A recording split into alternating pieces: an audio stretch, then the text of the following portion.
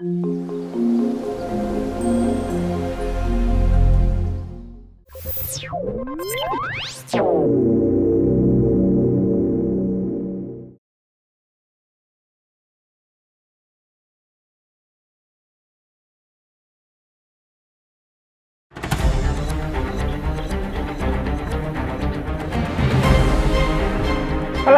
good afternoon. Walter. Hello? Hello. Hello. Yes, hi, good afternoon. Can you hear me? Yes, I can. Can you hear me? Yes, I can. Awesome. Beautiful. Welcome to World Environment Day 2020, hosted by the Green Institute. It's Walter Spearheart. He's Nigerian's pioneer, the first of our kind, Harpist. And you're mostly known as a musician, a composer, and a music therapist as well. Yes. That's amazing. Yeah. You have over 15 years of experience performing music, different instruments, the guitar, and of course the harp, and recording artist as well. And it's seen Mr. Walter all over the world, particularly South Africa, where you work in hospices performing your music. And yes, and you've won various awards as well. And you've graced the stage with you've graced the Guinness Flavor Room in 2018, Olamide's Live in Concert. You're a classic poet, a TEDx speaker, and also a Foley artist. He was in South Africa. He was interviewed for his work as a music therapist in Cape Town. In 2017, I was invited to speak on music for healing and restoration at the University of Stellenbosch in South Africa. And in March 2017, when we had the recurring waves of xenophobia, he took the initiative to begin a music culture-oriented movement with the hope of inspiring a more harmonious coexistence and co-thriving amongst African nationals living in South Africa. His endeavor, which he called Hold On Initiative, consisting primarily of musicians through live music performances across different venues in Cape Town, brought individuals of various cultures and preferences together to foster a sense of collective responsibility towards the scourge of xenophobia. Talking about music healing people and the earth. That's amazing. And now he's relocated back to his home country, Nigeria. Walter Spearheart is introducing the very rare, enchanting, and therapeutic elements of harp music into the live music scene in Nigeria. As a Nigerian living in Lagos, and living in Nigeria, I've never heard this of musicians playing the harp before Walter Spearheart. It's amazing. It's really, really amazing. Welcome back. Hi there. Walter. Yes, hi. Yes, very much. It's an internet thing. Yeah. So you've been introduced, and would you like to go ahead and bless us with some beautiful music, or? Yes, I think it's best we start with some music, maybe play for a few minutes, and then. Okay. All right. We'll take the question. Yeah. Okay. Beautiful.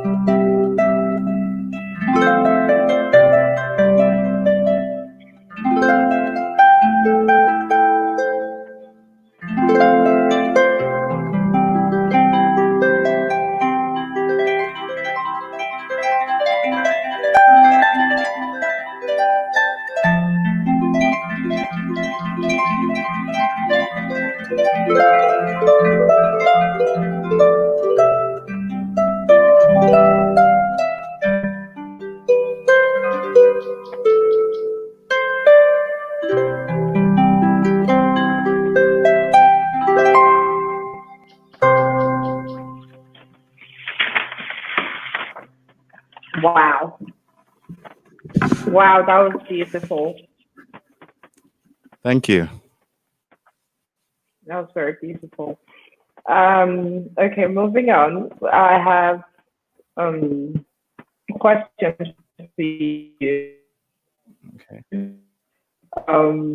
I'd like to ask, what impact has music had on the conservation of nature, and what is the way forward? Because in her new book, The Principle of Green Sustainability and Sustainability Science, Dr. Akinshemolu posited that social sustainability is instrumental in measuring soft indices like happiness in a community. So, what role has your genre of music played in individual and communal happiness? Okay. The question sounds like it's in two parts. So if you we'll just take Yes, time to there's two break it parts to down. it. So the first part is, yeah. So the first part is, what impact has music had on conservation of nature, and what's the way forward? Okay, so it's difficult to think music without thinking about the, how do I say it now? The unique way of life, the lifestyle of the people who are playing that music or performing that music. So when you think of music, you could naturally think of folklore. Okay. And when you think of folklore, you also think of culture. So in answering this question, I would not like us to think of music alone, but to think of music, to think of folklore as one of the heritages of a people, and to also think of culture, something that is total. Now, depending on how do I say this now? Naturally, most peoples, as they evolved with their music, with their folklore, and with their culture, and I'm going to speak from an African perspective, I would say that Africans have naturally had a sense of conservation when it comes to nature.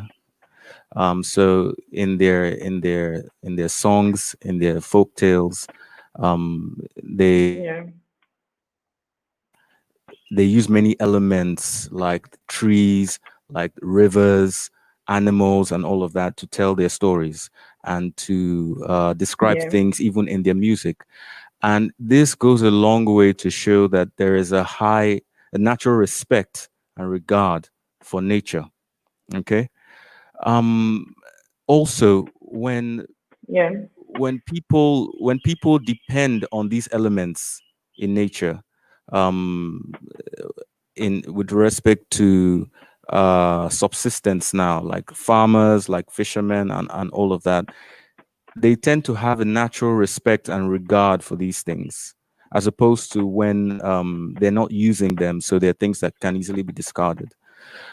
So without going too far, I think that it will be helpful to find something profound in our music, to find a relationship between our music, our folklore, our culture, something that is truly indigenous. And that will go a long way in increasing the consciousness of the need to have regard or respect for nature and the forces in nature.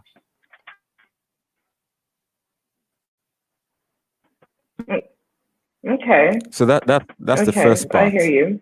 And yeah. And the second part, I believe the question. Yeah, I believe the question has to do with happiness. Yes, the second part is. Would you like me to go ahead? Yeah, sure thing. Okay. So the second part, like Dr. Akinshemolu said in her new book, put it forward that social sustainability is instrumental in measuring such indices like happiness in the community. What role has the genre of music played in elevating individual and communal happiness? To answer that question, perhaps I should tell some stories or some experiences of mine as a harp music therapist. I've had the opportunity, the privilege to play music in hospices, Okay. to elderly people, people with dementia, people recovering from some illness or the other. And the music is generally very soothing. It helps to keep people calm. It gives them a great sense of hope. It's such a personal thing at the same time. You know, everyone has something different to say about it. But then it is so effective in the area of hospice care, palliative care,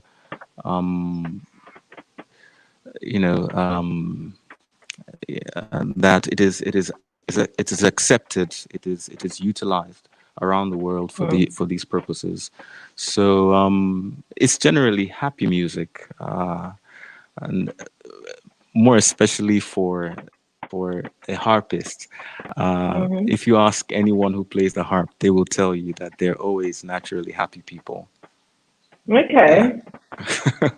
Okay. Yeah. Okay. Well, thank you so much. We'll wait for we have 2 more minutes to get questions from our viewers. If anyone has questions for Walter Spearheart, please put it up. We have them here. Well, in the meantime, while we wait for questions, I would like to ask personally, Yes. how did you get into harp music, playing the harp? Because it's something that it's not the usually being in Nigeria, from Nigeria, it's rare that we get to have people. Usually it's the piano or the guitar or the drum, but just never the harp. Yeah. So why the harp and how? How do I answer that question now? You see, because it's quite a deep experience, and why the harp? Well, I've always enjoyed listening to harp music. The sound of the instrument has always appealed to me personally. But for a long time, it didn't seem like something that was readily obtainable. You know, if you live in Nigeria and you have had to walk into music shops, you would know that the harp is not something that you would find stocked in any music shop in Nigeria. So, but then once I came across a story about a harpist who played harp music for therapy. Before then, I had been playing the violin, and then I started playing the guitar as a singer-songwriter. And her story really inspired me, so to speak. I could readily see myself doing that. Yes. Thank you so much, Walter Fairhack, for coming up and giving us beautiful music and educating us on how music really helps nature and us and healing as well. So thank you so much for that, and have a wonderful World Environment Day.